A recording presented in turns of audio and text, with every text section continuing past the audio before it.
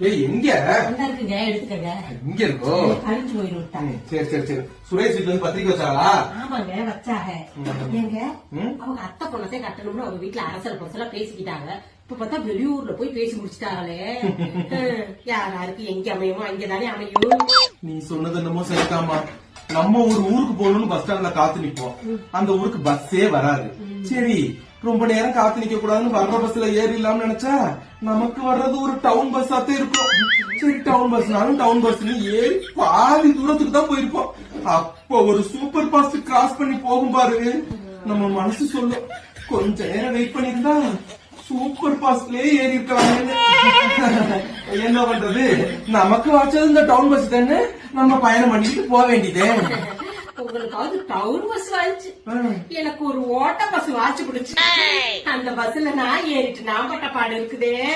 ஓடணும் தெரியாம எப்ப நிக்கணும் தெரியாம தனியா தவிக்க வேண்டியது பஸ்.